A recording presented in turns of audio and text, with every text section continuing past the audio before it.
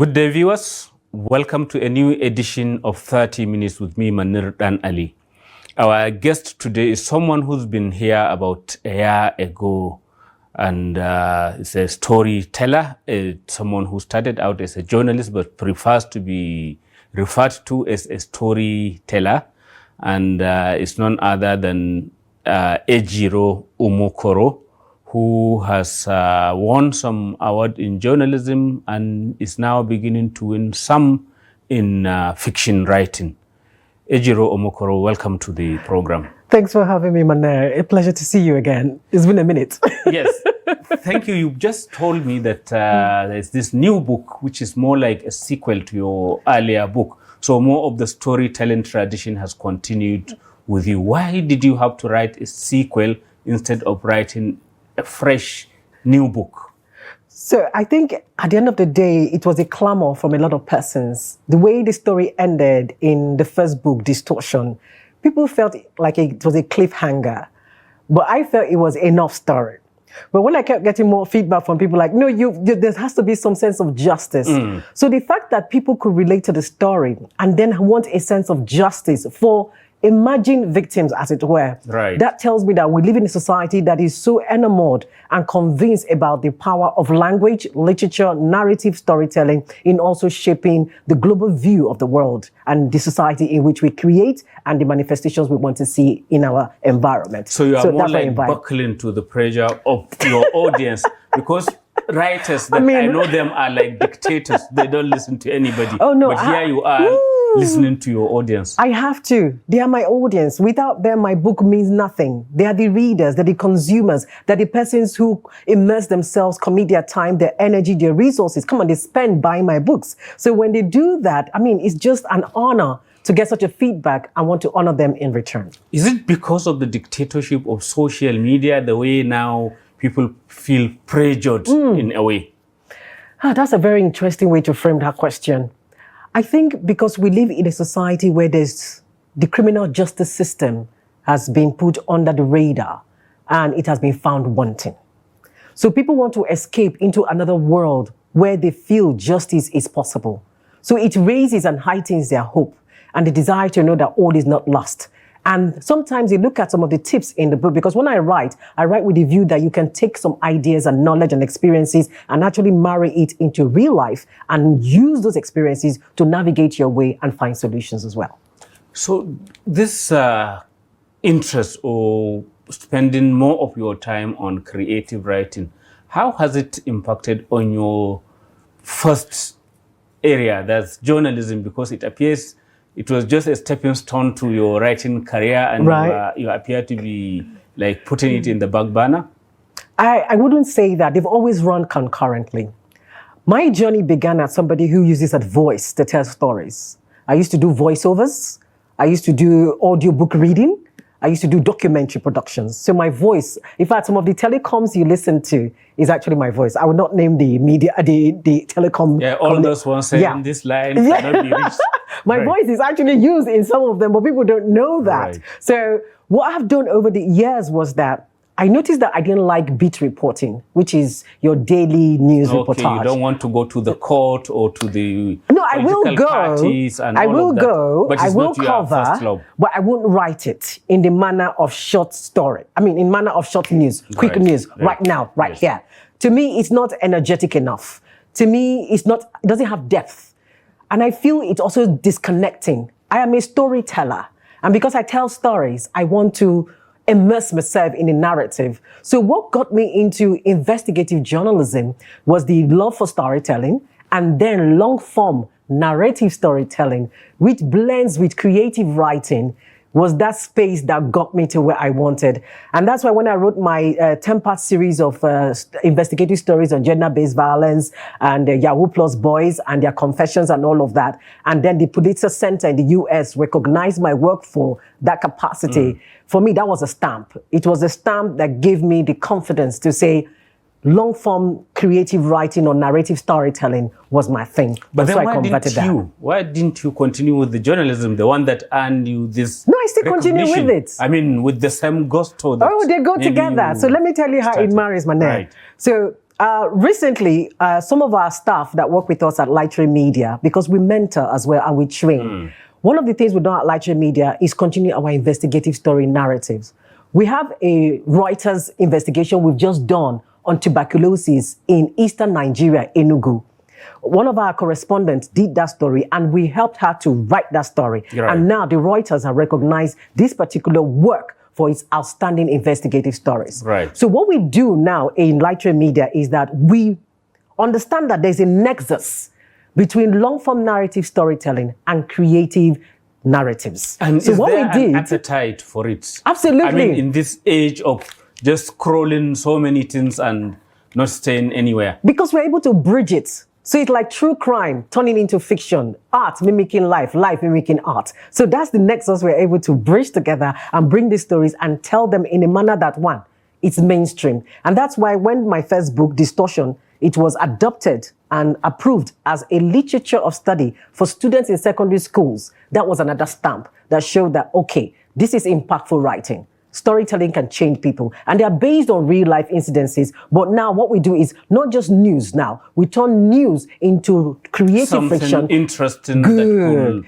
be there for quite a while. Forever. That's the whole idea. I am tired of short news forgotten. I want to be remembered forever. But then, that is where you started, and that's what has earned you all the plaudits and what have you. Just mentoring other people, is that enough for you internally? Do you feel fulfilled enough with just that and not actually doing it yourself?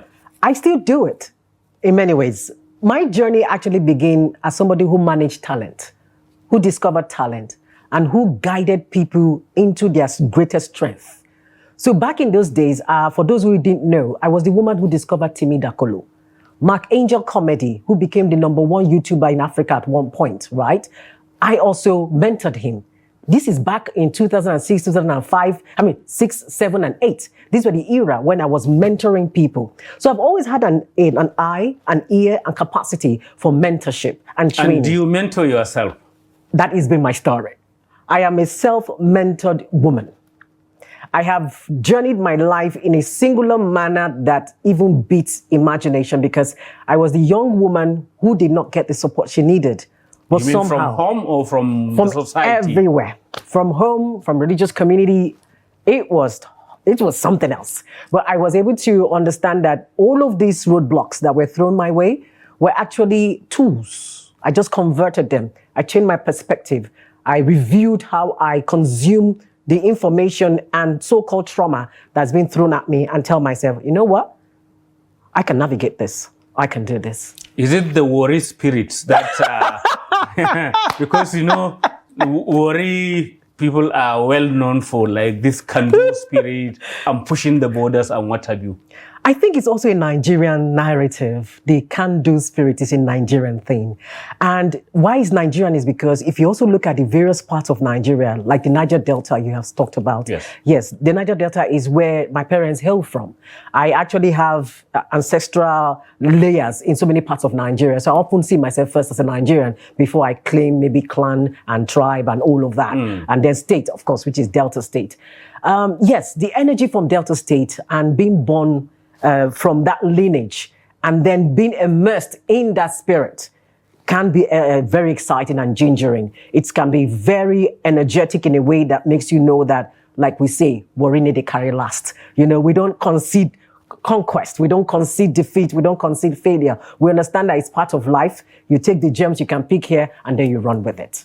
But then, are you not overstretching yourself and you are always on this adrenaline kind of environment instead of sometimes sitting back and absorbing things? I am the adrenaline. I am the adrenaline. So the environment actually responds to me. The day I discovered that was how I am, I had to make peace with it. So what I have learned to do over time is I now navigate into so many spaces because my brain, how it works, I learned how to deal with my brain. My brain is a restless brain. It is always creating. It is always doing things. There are moments when I will hold my brain and say, shut down, but then it wakes up again. And usually they're very inspiring, creative things. So what I've learned to do over time was expand my capacities in all of these creative economy spaces and just maximize it as we go. It's quite fun and it's quite relaxing. It's not stressful, as a matter of fact. Don't you find yourself maybe rubbing people the wrong way? Because some people will say, wow, this is too abrasive for me. Is it? You think, am I coming across like that with you? Are the audience coming? Are you feeling the same way too? I have to tease you with that. Right. So it's like second nature to you, and this is who you are. This is what defines you, and you have no apologies for it. There shouldn't be any apology. I'm even surprised that I have navigated and come to the level I am now. I'm a bit more tempered now, even when you would think that this is not tempered enough, but I am more tempered. But at the end of the day, and this is where it comes to the point, we are who we are individually. If you don't understand who you are, people are going to shape you. Your narrative will change. It will become somebody else's story. You live a dream that is not yours, but somebody else's manifestation of something you have no control over. And I have always believed, because a part of my poetry is now speaking, I've always believed that you've got to take ownership and agency of one, who you are, your interest, your passion, your mission in life, your hobbies, what are they? Encapsulate them in what I call the 5 capacities. When you can understand it, you can navigate the spaces. Each of them can be one that gives you fulfillment. One can give you attainment. One can give you a mission that you must commit to. One can be your contribution in life. So it all depends at the end of the day on how you see yourself and how you want to manifest and be relevant in our own society in terms of contribution. So are you that type of inspirational speakers who will now inspire somebody to the extent that he will jump into the ocean or get into something that's real trouble for himself? I don't think I've had that record yet, but I think I do inspire people to overcome their fears, face their worst fears, and deal with the woman or man in the mirror that they truly are. I do that a lot, yes. How does that then affect your relationship maybe across the sexes? Do men feel comfortable enough with you, or they say, Kai, this woman past my power, as they say in Nigeria? Oh, Manir, you're trying to put me in a place I don't know how to respond. But that's an interesting question, because it's also been the narrative of my life, manner of speaking. I think the African Nigerian men, see the way I started, the African Nigerian men. Yes. I think they have, I don't think they can handle a woman with a lot of energy. And I think also because of how they were raised, I also believe that the definition of what is considered a woman in our African society is defined by so many social, cultural, political constructs. So therefore, I can understand that, why many may feel that way. Many will tell me they feel tongue-tied in my presence. I am a woman who is stimulated intellectually first, before I can really have an audience and then allow myself be with you. Right. The day you discover who I am more, you discover, oh my gosh, she is more than what meets the eyes. Right, so she's just like butter that will be melted at the slightest heat. You know what I mean? Manir, you're touching spots. But I like the conversation anyway. I would like us to go on a short break and resume so that you cool up and we resume the conversation thereafter. All right. Viewers, it is 30 Minutes, the interactive program of Trust Television, and our guest today is Ejiro Umukoro, a writer, a storyteller, and a journalist. Welcome back.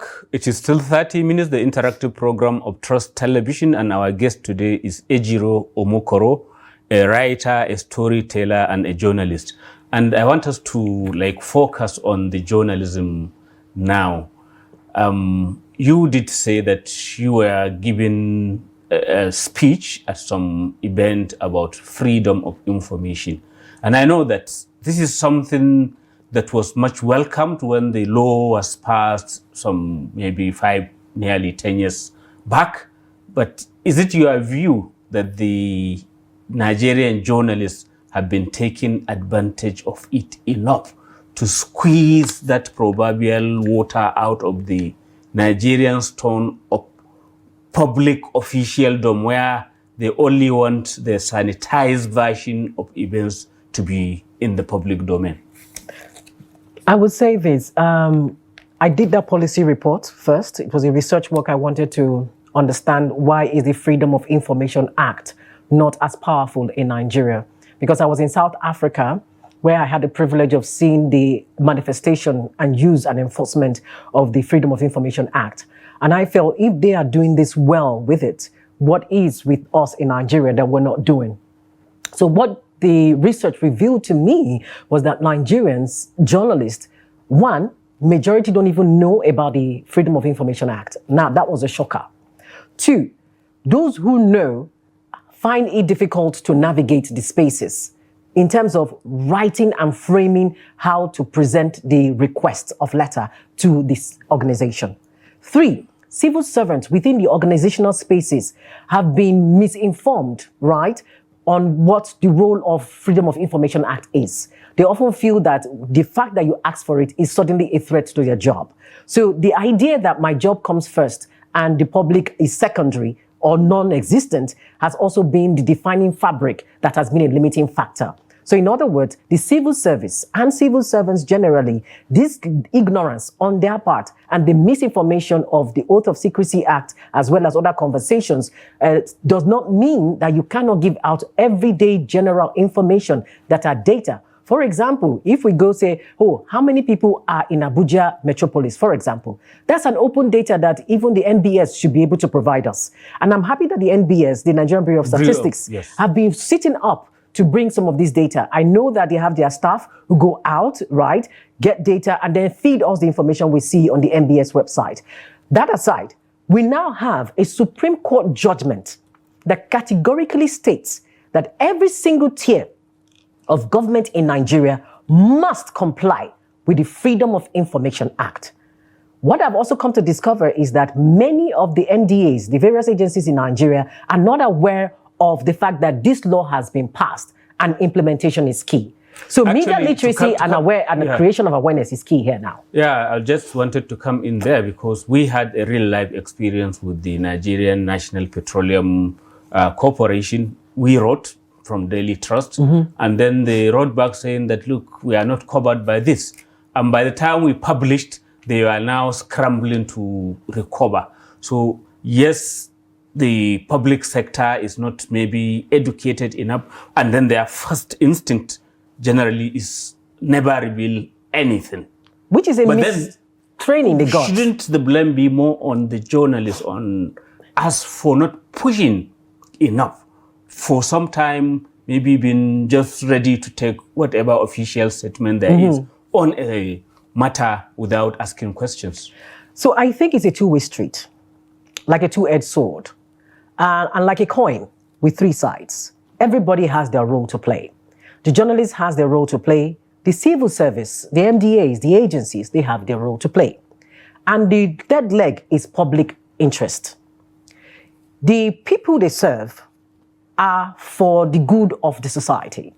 So as somebody who is working in an environment, for example, as somebody who is a staff in the Ministry of Environment, your duty is actually to create data that the public will know that you're working. Otherwise, what are you earning your salaries for? We know that back in the day, if you go to Abuja now, the level of waste that we see is disturbing. That tells me something, that the ministries in charge of environment, waste, and management are not doing the job. Then as a journalist... It's the work of the FCT administration, actually. Right, but they're under one ministry, isn't it? They're under good. So the overseeing ministry must also put pressure on the subletted agencies, as it were, who are in charge of these various arms, because they work in unity. But one is a reflection of the other. Are you aware of the concept of state capture? Because it appears that, or especially even media capture, it appears as if the media is captured. That is why every time what you see is the FCT minister doing media chat like he's the president, is the FCT minister spending more time on PDP and its problems rather than on clearing the garbage you say that are accumulating in Abuja, and journalists are letting him go. You just said it. I mean, for goodness sake, why do you have gatekeeping? Why do you have framing of stories? Why do you have the conversation of what should you amplify? So the journalists themselves need to go back and reassess how they are also enablers in amplifying and over-amplifying certain stories over others.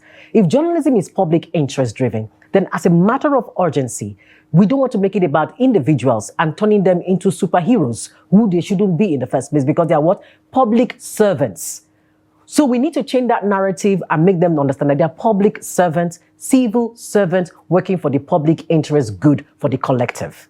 Now, on the other hand, I think what we need to do as journalists and as organizations who are part of the MDA infrastructure is that we want to understand why the current FOIA, the FOI Act, needs to work. Because there's a Supreme Court judgment that says every tier of governance must comply with the FOI Act. In other words, as anybody listening now to us, any media, any agency or MDAs listening now as we speak, should actually be speaking to their directors, should be calling the permanent secretary, should be having a meeting with their various media arms and say, hey, there's a media literacy on FOI we need to have right now. The Supreme Court has made a judgment. It is our role to implement. There are everyday data that are easy to give. For example, I'm going to give a plus to NAPTIP. When I was That's the National Agency for Prevention of Trafficking of Humans. Correct. That's it. They did a remarkable thing one time when I was doing an investigation during the lockdown in 2020. And that was the story that got me the Pulitzer Center recognition. I asked them, how many shelters do we have in Nigeria? Do we have any? Well, we had. As at then, there were just 13 shelters in the entire Nigeria. That is where you shelter victims. And then in particular, the lockdown caused a lot of havoc where there was a pandemic within the pandemic, which has to relate to gender-based violence. And then we did not have places where we could keep women who were undergoing some form of violence and attacked by their husbands, or the other way around, where children too were also denied and really physically maltreated by those who they're supposed to protect them. So we were looking for where we could keep these young children or women, as the case may be. And I discovered that we were having struggles with where do we keep them safe during this lockdown. So I wrote to NAPTIP, and I will tell you, the dame at the time, because of how I framed my questions, she could tell that this was a sincere request. And this is key. As journalists, our request should also be sincere. It's about public interest. So whatever I needed that period, I was provided in detail. It was that information that part of all the other conversations with other journalists that led to the declaration of the case of rape, state of emergency on rape that was declared by the president at the time. I did a similar thing in Delta State where the Ministry of Education had to declare a state of emergency in education where young people, young children, girls in particular, were targeted for cultism. Back to the FOI, the Freedom of Information Act, which is there, which is maybe not been utilized enough. Is it just journalists who could write to MDAs or government offices and what have you to demand for information? Do citizens not have the same right to do it directly themselves if the journalists are failing to do the work that they are supposed to do? Absolutely.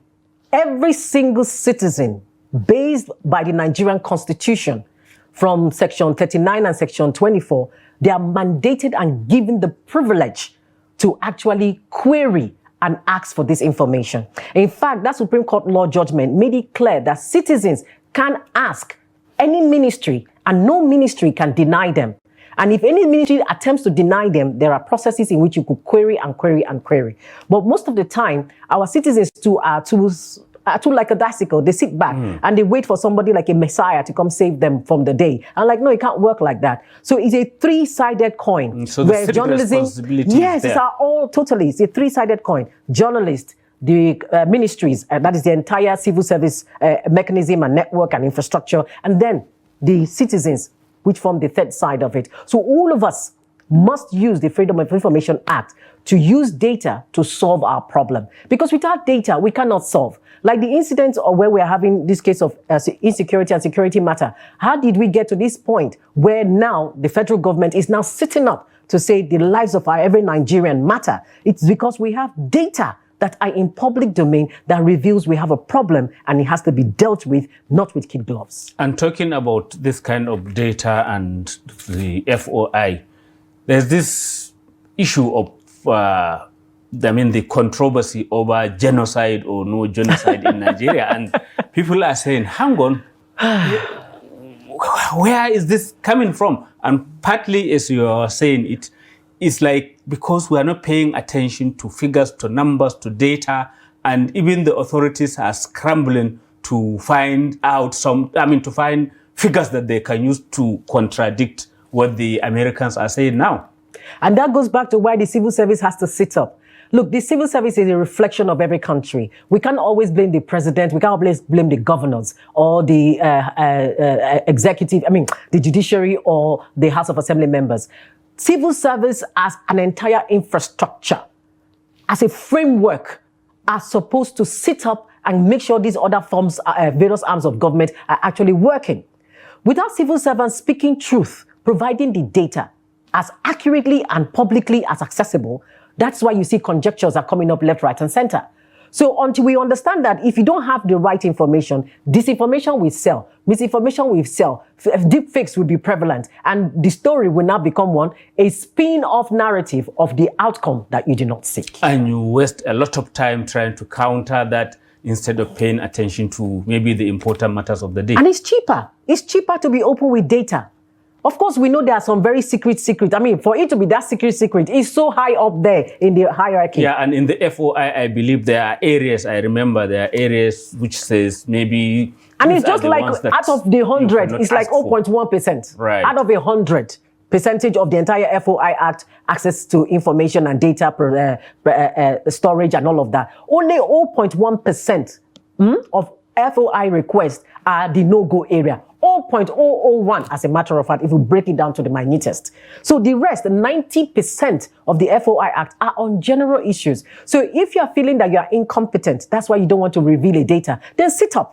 Don't come and deny data, and then when somebody now brings the alternate data, you now get frustrated. And kudos to you guys for doing what you did. When an agency refuses to give you data, there are other ways we can always get data. They think it's just one way. We have so many sources of data collection, open access. Open source. Yes, open sources and all of that. So, if you think you're going to be hiding, at the end of the day, you don't make the civil service effective simply because you are not doing your job that you're paid for by taxpayers.